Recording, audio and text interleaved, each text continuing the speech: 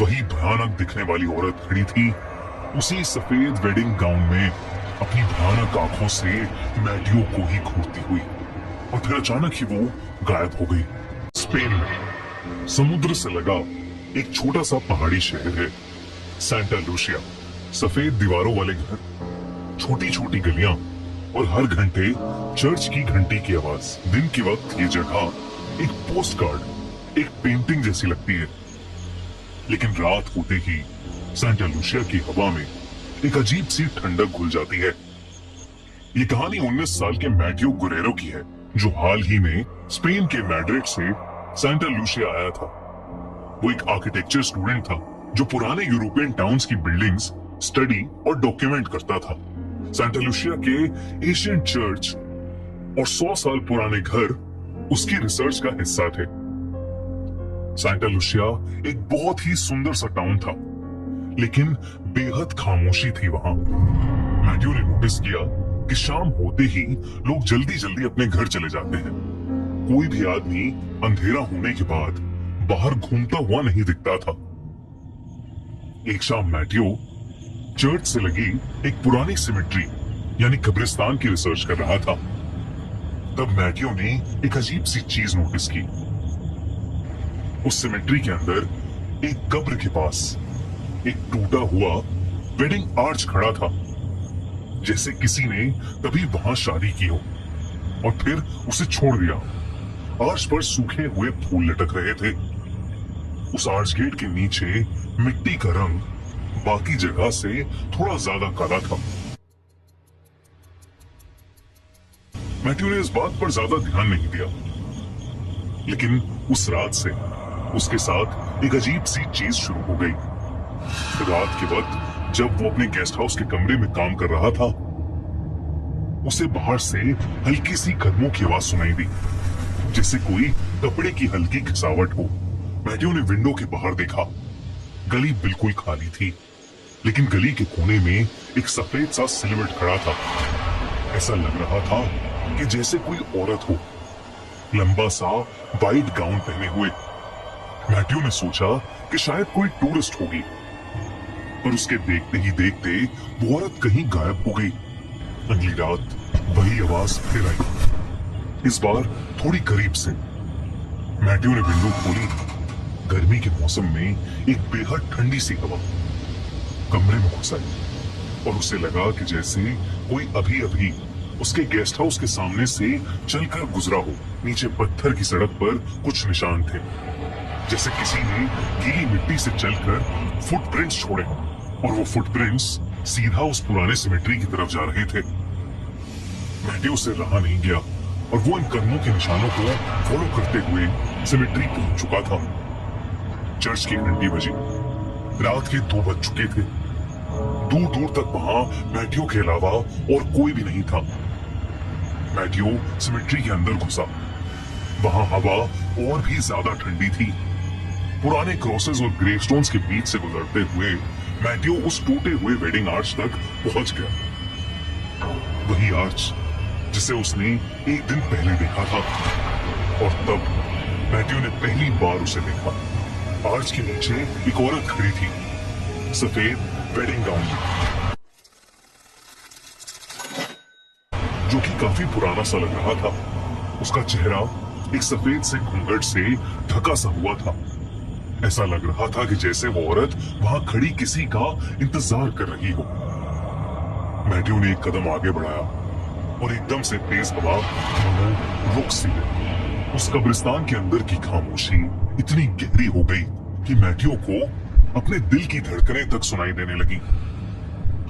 वो औरत धीरे धीरे मैटियो की तरफ मुड़ी। उसका घूंघट थोड़ा सा हटा और जो चेहरा मैटियो को दिखाई दिया, उसे देखकर मैटियो के होश ही उड़ गए। उस औरत का चेहरे का रंग एकदम सफेद था। आंखें ऐसी भयानक जैसे किसी आत्मा ने उसे पोजेस कर रखा हो, और चेहरे पर खून के निशान थे जो शायद जम चुके थे, जैसे कई सालों पहले वो औरत खून के आंसू रोई हो। मैटियो ने नोटिस किया कि उस औरत के पैर जमीन को छू ही नहीं रहे थे।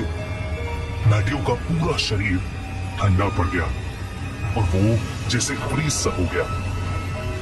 पर इससे पहले कुछ होता, वो औरत हवा में घुलकर अचानक ही गायब हो गई। मैथ्यू पूरी रात नहीं सोया।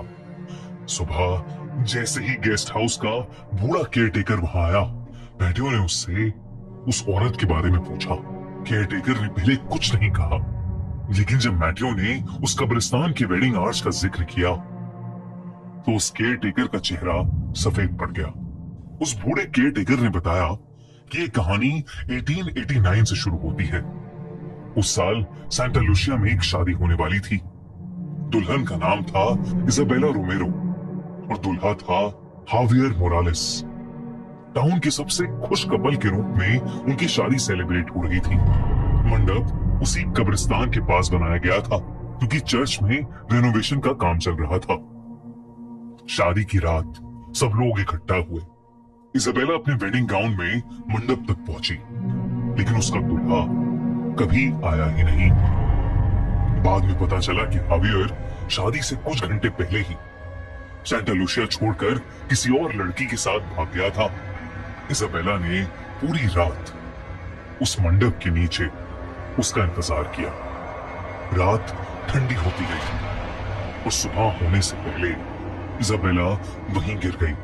उसका दिल बंद हो चुका था। कुछ लोग कहते हैं कि उसे एक बहुत बड़ा सदमा लगा था, जिसकी वजह से उसकी मौत हो गई। इजाबेला की बॉडी को उसी कब्रिस्तान में दफन कर दिया गया।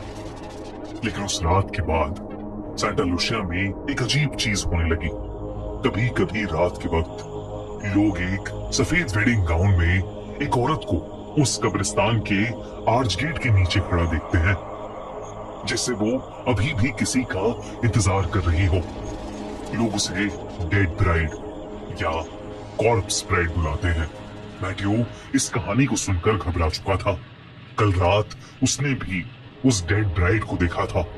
उस रात मैथ्यू जब अपने कमरे में था, उसने फिर से वही आवाज सुनी। इस बार वो कदमों की आवाज सीधा उसके कमरे के बाहर तक आई और फिर हवा में एक अजीब सी स्मेल आने लगी, गीली मिट्टी और पुराने फूलों की। मैथ्यू अब घबराने लगा था। उसने धीरे से दरवाजे की तरफ देखा। दरवाजे के नीचे से एक परछाई नजर आ रही थी, जैसे कोई बिल्कुल दरवाजे के सामने खड़ा हो। और फिर उसके कमरे का दरवाजे का हैंडल अपने आप धीरे धीरे हिलने लगा। गेट खोलो। घबराहट के मारे मैथ्यू के पसीने छूटने लगे। तभी हैंडल हिलना रुक गया और फिर धम से कमरे का दरवाजा अपने आप खुल गया। मैथ्यू की चीख निकल गई, लेकिन दरवाजे पर कोई था ही नहीं। और कुछ सेकंड्स बाद कदमों की आवाज वापस दूर चली गई। पर तभी मैथ्यू की नजर उसके कमरे की खिड़की पर गई। खिड़की के बाहर वही भयानक दिखने वाली औरत खड़ी थी, उसी सफेद वेडिंग गाउन में, अपनी भयानक आंखों से मैथ्यू को ही घूरती हुई। और फिर अचानक ही वो गायब हो गई। मैथ्यू फिर से रात भर नहीं सोया और सुबह होते ही उसने ये सब जाकर चर्च के प्रीस्ट को बताया। और उस प्रीस्ट ने कहा कि आज तक किसी ने उस डेड ब्राइड को ऐसा करते नहीं देखा। उस प्रीस्ट ने पूछा कि जब मैथ्यू पहली बार सिमेट्री गया था तो वो वहां से कुछ लाया तो नहीं था। तब मैथ्यू को याद आया कि वो वहां से कुछ सूखे फूल ले आया था। प्रीस्ट ने कहा कि शायद इसी वजह से वो आत्मा मैथ्यू के घर तक आ गई है और शायद उस आत्मा को ऐसा लग रहा है कि उसका दूल्हा उसे लेने वापस आ गया है। प्रीस्ट ने मैथ्यू से कहा कि उसे फौरन ये शहर छोड़कर चले जाना चाहिए, वरना शायद वो औरत उसका पीछा कभी नहीं छोड़ेगी। ये सुनकर मैथ्यू का दिल दहल गया और उसने डिसाइड किया कि वो सेंटा लुसिया से आज ही निकल जाएगा। लेकिन जब मैथ्यू सामान पैक करने अपने घर वापस गया तो उसने देखा कि डोरस्टेप पर गीली मिट्टी के निशान बने हुए थे, बिल्कुल वैसे ही जैसे सिमेट्री के पास थे। मैथ्यू को अब डर लगने लगा था। वो जल्दी से जाकर अपनी पैकिंग करने लगा। तभी उसने खिड़की से देखा कि आसमान का रंग बदल रहा है और काला पड़ रहा है। तभी अचानक घर की लाइट्स जल बुझ करने लगी। और एकदम से घर में अंधेरा हो गया। तेज बारिश शुरू हो गई और बिजली कड़कने लगी। और तभी एक और बार बिजली कड़की और वो औरत मैथ्यू के सामने आ खड़ी हुई। मैथ्यू उसे देखते ही जोर से चिल्लाया। गेस्ट हाउस का वो बूढ़ा केयरटेकर बस वहां पहुंचा ही था। उसने बाहर खड़े खिड़की के अंदर देखा। मैथ्यू घबराते हुए चिल्ला रहा था और उसके सामने एक सफेद गाउन में भयानक औरत खड़ी थी। वो भागा भागा घर के अंदर गया, मैथ्यू के कमरे तक पहुंचा, लेकिन तब तक बहुत देर हो चुकी थी। मैथ्यू वहां था ही नहीं।